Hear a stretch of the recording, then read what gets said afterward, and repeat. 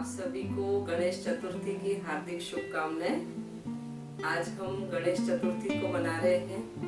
तो इस ब्रह्मा कुमारी ईश्वरीय विश्वविद्यालय में इसका बहुत सुंदर आध्यात्मिक अर्थ बताया जाता है कि हम गणेश चतुर्थी को किस रूप में मनाएं। हम सभी ने कथाएं सुनी है, बहुत सारी बातें सुनी है कि गणेश जी अर्थात शिव के पुत्र हैं, और हमने ये सुना है कि गणेश जी के ऊपर जो हाथी का सिर लगाया है वो हमने सब कथाएं सुनी है, हम उसको रिपीट नहीं करेंगे।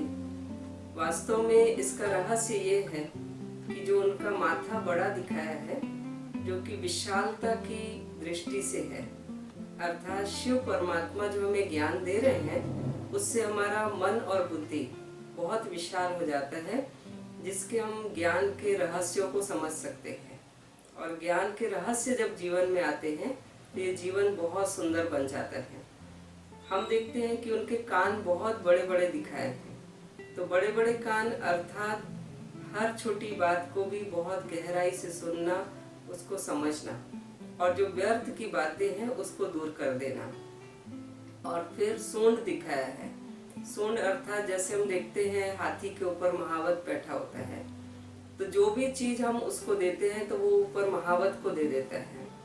तो हम भी अपनी जो चिंताएं हैं, फिक्र है, निराशा है, डिप्रेशन है, तनाव है, वो हम उस सुप्रीम पावर को, शिव को दे दें, तो हम जीवन में निश्चिंत होकर के तनाव मुक्त जीवन जी सकते हैं।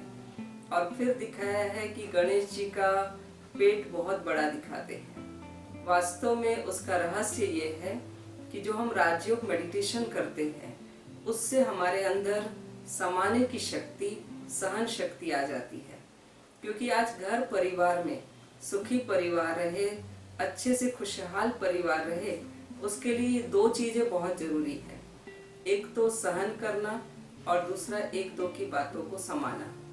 तो ये समाने की शक्ति का प्रतीक है बड़ा पेट। और गणेश जी की आंखें बहुत छोटी छोटी दिखाई जाती हैं। तो कहते हैं हाथी जो होता है वो छोटी सी चींटी को भी देख लेता है। तो छोटी छोटी आंखों का भाव ये है कि हम किसी व्यक्ति को भी छोटा न समझें। अगर छोटा भी है तो उसके अंदर जरूर कोई ना कोई ऐसी बात है जो हमें उससे सीखना चाहिए। तो छोटे को भी हम बड़े रूप में देखें। तो जब ये सारी विशेषताएं हमारे अंदर आ जाएगी तो फिर दिखाते हैं गणेश जी को लड्डू का भोग लगाते हैं। तो लड्डू अर्थात जिसमें बहुत सारे बूंदी के दाने होते हैं और वो मिलकर के एक लड्डू बनाया जाता है। तो हमें भी सबके साथ मिलकर रहना है, तब हम जीवन में खुशी का लड्डू प्राप्त कर सकते हैं। अर्थात वो खुशियों भरा जीवन सबके साथ जी सकते हैं। फिर दिखाते हैं कि गणेश जी की सवारी छोटे से चूहे के ऊपर दिखाते हैं। तो हम सोच सकते हैं एक छोटा सा चूहा जो कि एक विनाशकारी के रूप में दिखा है कि जो चीजों को कुतरता है, खत्म कर देता है, लेकिन गणेश जी की सवारी दिखाई है। तो हमारे पास भी ऐसी छोटी छोटी बातें आती है, तो हम ज्ञान के द्वारा, योग के द्वारा उनको समाप्त करें, अर्थात उन छोटे छोटे विघ्नों को अपनी सवारी बना ले, अपना सहयोगी बना ले।